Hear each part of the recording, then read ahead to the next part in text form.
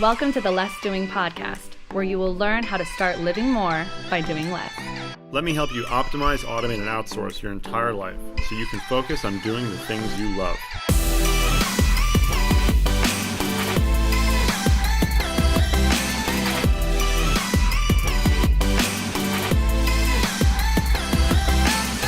Now here's your host, Ari Mizell. Welcome back to the Less Doing podcast. I'm your host, Ari Mizell, and my guest today is Justin Ehrlich, who is a Chinese medicine and Daoist practitioner that helps people integrate all the various aspects of their lives into one sort of cohesive element. I guess that's the hope. So, Justin, thank you for taking the time to talk to me. Thank you so much for having me, Ari. Great to be here. So with a name like Justin Ehrlich, you're obviously not Chinese. No, definitely not. What drew you to Chinese medicine in the first place? I got exposed to it through martial arts when I was a kid. It's various breathing practices, meditation practices, a little bit of medicine, how to treat injuries. And I just had a very strong resonance with it and kind of got drawn in without realizing I was being drawn into it. And so there was no health crisis that sort of drove you to that or anything? It's just something of interest. No, what interested me more was sort of the cultivational side of it, of how it promoted health and looked at health. It wasn't that I was dealing with a health issue. It was more that I was fascinated with how wise it seemed to be, how integrated it seemed to be.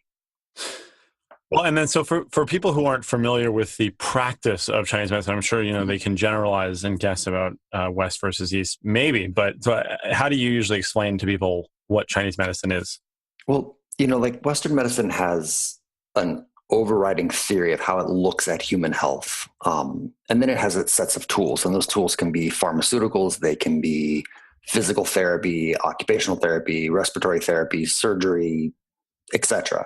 And Chinese medicine also has its worldview of how it views health and the human experience in relationship to the external world, viruses, bacteria, weather, climatic factors, those sorts of things, trauma, as well as the internal factors of our emotions and the foods that we eat and how we process and interact with reality. And then we have tools. Acupuncture, herbal medicine, stone medicine, essential oils, physical therapy exercises, body work, massage, etc. It's really the overriding sort of philosophy that makes the bigger difference in how we look at things. And then the tools are really about what suits the person. So some people you treat with acupuncture, some you treat with herbs, some you treat with essential oils. But we shouldn't really think of Chinese medicine. Most of the time we think of it as acupuncture, but really acupuncture is just a tool. It's not Chinese medicine. Okay, gotcha. So the other thing is, and please correct me if I'm wrong here, but I would generally say that for acute things, Western medicine tends to be the place where I would go. And for chronic things, that's where I want to look at Eastern medicine. Yeah, it depends on what your definition of acute is, I suppose. Certainly if I'm hit by a car, if I break my leg, I'm going to go to the orthopod, go to the ER, get surgery, get things put back in place. But for acute infectious diseases, Chinese medicine can actually be really extremely powerful for flu, viruses, infectious diseases, those sorts of things. And then definitely when you look at chronic diseases, autoimmune diseases, degenerative diseases, these are areas, long-term emotional stressors, depression, PTSD, those sorts of things. These are areas where Western medicine really is, it's not as developed as it should be. And Chinese medicine, with its sort of philosophical background, really can be much more powerful with really almost zero to minimal side effects for the long-term health of the person, because a lot of the autoimmune pharmaceuticals really have some pretty intense side effects that are not ideal. Yeah, of course. So can you sort of walk us through what it looks like when someone comes to you? What are the kinds of questions you might ask them? Obviously, it depends. You can give an example of something that's wrong, but what are the kinds of things you might ask them? What are the modalities that you might use to help them in that situation? Well, if you're looking at a a long-term disorder like PTSD, or you're looking at a degenerative autoimmune condition or something like that, you really need to do a lot of detective work to kind of look back into the history of the person's life to see where did this all start, what happened, and what were the coping mechanisms that they developed to process all of this. Most of the time, by the time I see someone, this disease process, if we're going to call it a disease, has been in process for decades. When they got their symptoms was not when the disease started. And so what you're trying to do is to go back into their life history to sort out, well, what happened originally that caused this sort of downstream cascade that eventually led to whatever autoimmune disease that you're experiencing or whatever PTSD patterning that you're experiencing. And so I do a lot of work of really looking back into the history of a person's life to try to connect the dots and get some context for the current symptoms that they are experiencing. And then from there, I will recommend herbal medicines, topical use of essential oils, acupuncture, meditation techniques, journaling, exercise. Those are all just tools. And that's really about, you may resonate very well with doing exercise as a therapeutic modality, and I might like to take herbs, and somebody else might like to get acupuncture. And really then it's just about meeting the person where they're at and what's going to work with their schedule and their lifestyle and their personality from that point forward. Okay, so then let's talk about my example. For example, when I was diagnosed with Crohn's disease. Okay, so I was 23. It's pretty. I was smoking a pack of cigarettes a day. I was eating 2 meals at McDonald's every day. There were some obvious signs there, but I was also dealing with an enormous amount of stress. So, yeah. Other than the obvious, in that situation that you would probably want me to change, what are some of the Chinese medicines that you might use for, I guess, any kind of inflammatory condition in that case? Yeah. So we have 2 strategies, generally speaking, that we take in Chinese medicine. One is that we try to promote some sort of detoxification to clear out the inflammatory cascade, to break the cycle of whatever is going on. And then the other side of it is if that inflammatory cascade is just too intense and your body is really in like an acute flare up, then what we try to do is kind of put everything back in the closet. We try to just slow everything down, let you gather some resources, and then ask your body to go through whatever sort of healing process that it needs to go through. And with the gut, one of the things that's very interesting is the acupuncture channels, as we study them, really are not just these points on the body that are connected, along a pathway. They represent concepts. And so like the stomach acupuncture channel goes from beneath the eyes, past the nose, past the mouth, past the jaw, past the ears, and up into the brain. And it represents that we really have to digest everything that we see, everything that we smell, everything that we eat, everything we hear, and everything we think. And so anytime somebody is coming in with a digestive disorder, you want to look at like all the factors in their lives that they're having a hard time digesting. And that could be the McDonald's, but that could also be the stress of whatever it is that you were doing at that time. And so then you start to look at like, why is that hard for you to digest, and how do we support that mechanism so there's not as much of a inflammatory response? And then if the person is strong, you support that detoxification to clear out the inflammation. You give some herbs, which can be extremely powerful, including things like turmeric and those sorts of things, which are, fairly well researched now. And you also look at, well, what damage has been done by this inflammation, and how do we build back the lining of the gut if that has been worn down? So you give herbs that help to rebuild the lining. Maybe you recommend some collagen supplements. Maybe you recommend some deglycerated licorice. Maybe you recommend, all the different things that can be good for rebuilding the lining if that's been damaged. Sorry, not to interrupt, but that last part is very, very interesting to me because I was able to exhibit healing of scar tissue, and that's what particularly with Crohn's is supposed to not be possible. Mm-hmm. They say that you can't, once it's scarred, you can't do anything about it. Yeah, that's nonsense, right? Right, but they say that, and I think they still say that to the most, like, what, basically it's scarred and that's it. So then it's like you just have to deal with that. And I was able to heal the scarring that I had, and we showed that under X-ray and CAT scan and everything. So that last part that's fascinating. Yeah, so it's sort of like the detox, Sorry for the barking dog in the background there. No problem. I thought that was actually mine. So the detox is sort of repackaging and then the rebuilding. I like Yeah. that. Yeah. You look at like, how do you treat that acute inflammation that's there? And there's, a myriad of ways that we can go about that. And then once that's done, you want to eliminate the things that were causing it in the first place. But then you have to heal.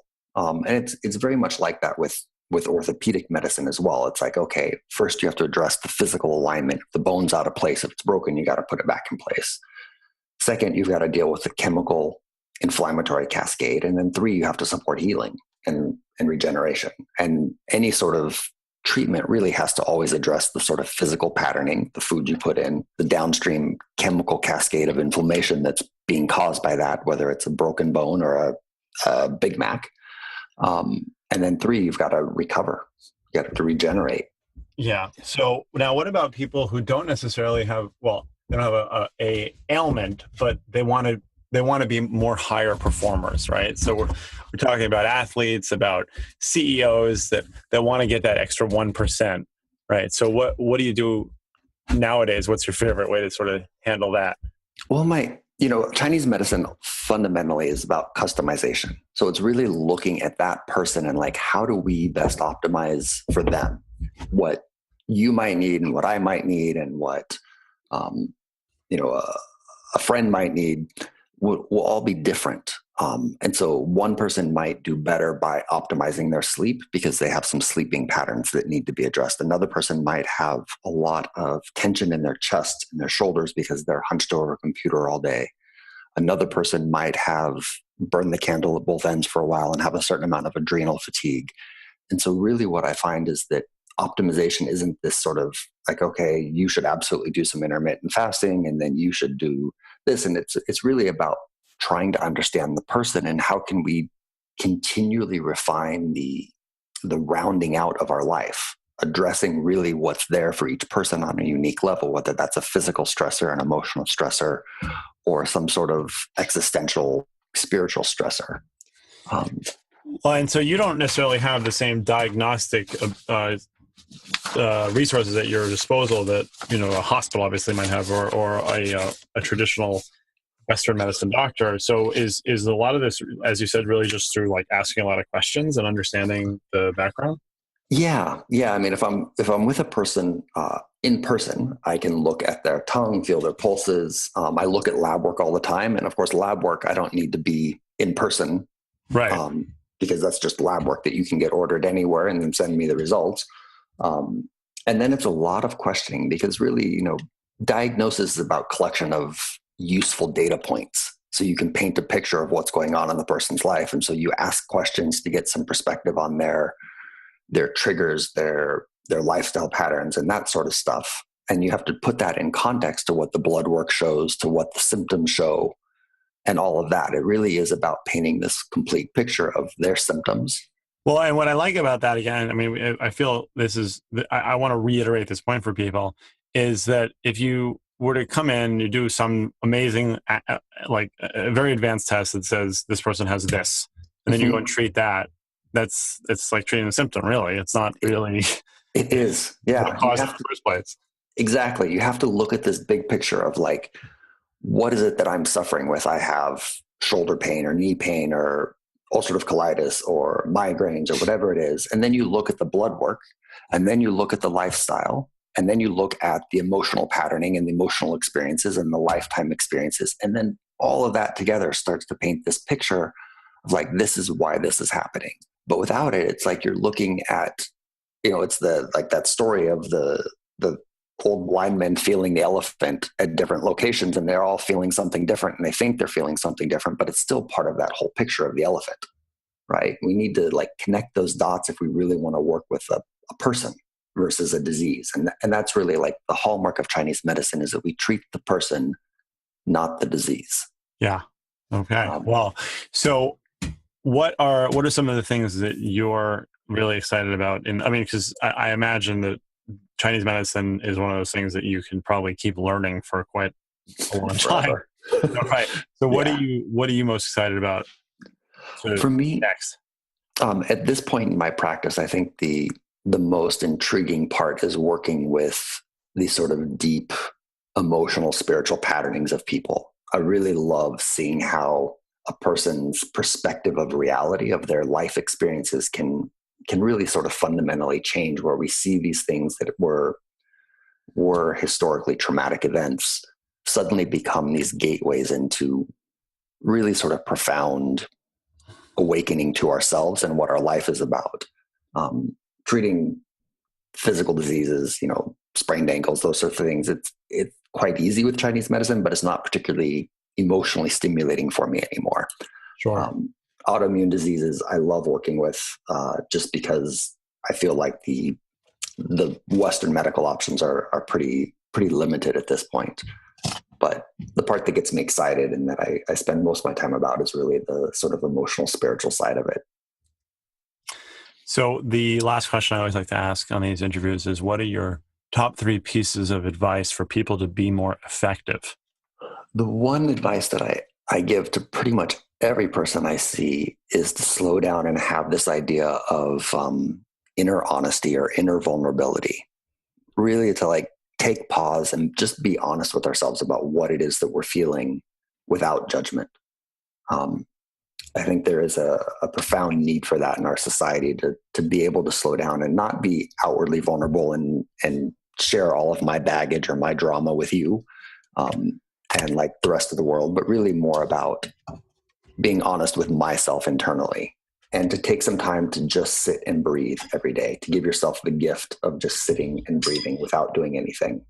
And then the third thing I would say is try intermittent fasting at least once a week. It's a remarkable thing for our health, and for the general American public, I think it is one of the best things that we can begin to integrate into our lives. So, I don't want to cut you off, but those are great. But tell me, how do you do IF in your life? I usually do it probably 3 to 4 days a week. And I'll usually have a cup of tea in the morning or a cup of coffee. So it's not strict fasting. I will do 24 or 36 hour fast where I'm doing just water.